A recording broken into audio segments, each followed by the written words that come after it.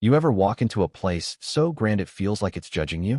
That was the Hawthorne estate, this massive, gleaming mansion out in Westbridge, all white columns and chandeliers that sparkled like they were daring you to touch them. But behind all that glitz, it was quiet too quiet, like the house was holding its breath, waiting for something to break.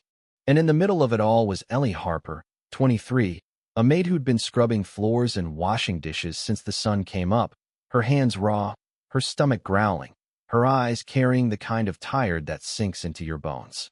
She wasn't just cleaning for the Hawthornish, was keeping their world from falling apart. Ellie wasn't supposed to be anything more than the help, invisible, replaceable. But she saw what no one else did. Two tiny babies, barely 3 months old, left to cry in their cribs.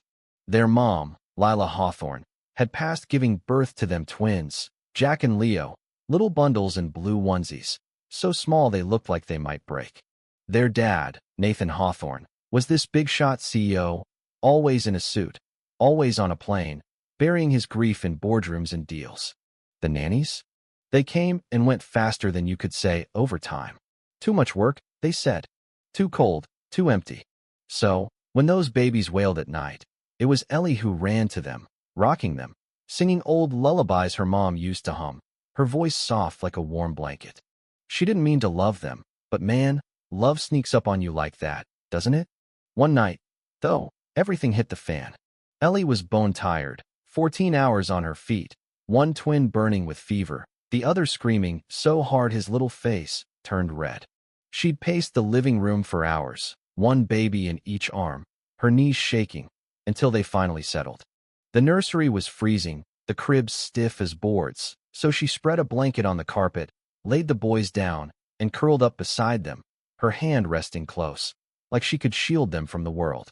"Just a second," she whispered, her eyes fluttering shut. Then the front door swung open. Nathan Hawthorne stood there, all tailored suit and polished shoes, staring like he'd walked into the wrong house.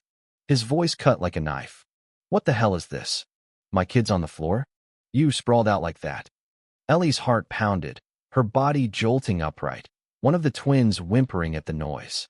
She tried to explain, but her throat was dry, her words stumbling. "They were crying, Mr. Hawthorne. There's no nanny. It's just me."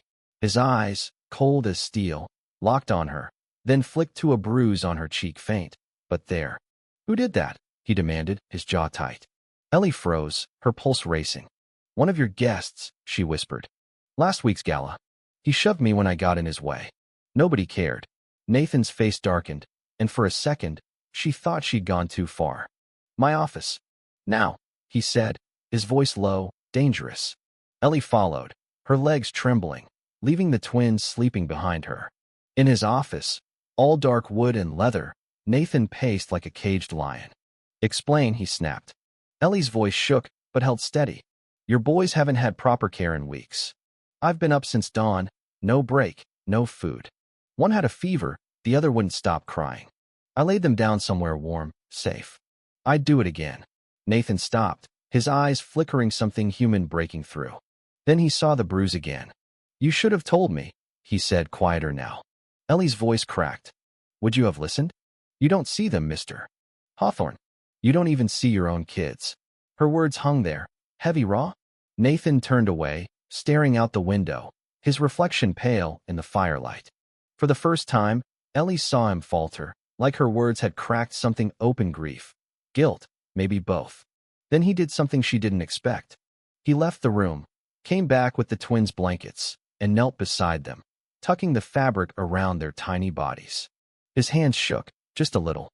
"They're smaller than I remember," he murmured, his voice breaking. Ellie stepped closer, soft but firm. "They don't need your money. They need you." Nathan looked up, his eyes raw, unguarded. "I've been running," he admitted. "From her, from them, from all of it." He paused, then said, "Things changed tonight. You're not just the maid anymore. You're their caregiver, paid properly. And that guest? He's done here." From that night, the Hawthorne estate started to breathe again. Nathan came home earlier, traded late meetings for evenings on the floor with Jack and Leo, laughing as they kicked their tiny feet.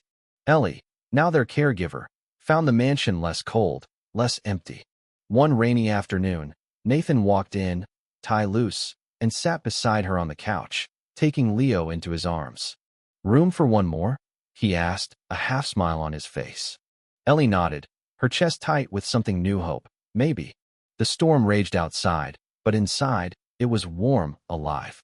Nathan looked at his boys, at Ellie, and whispered, "I won't fail you again." But here's the thing, what does it take for someone like Nathan to wake up?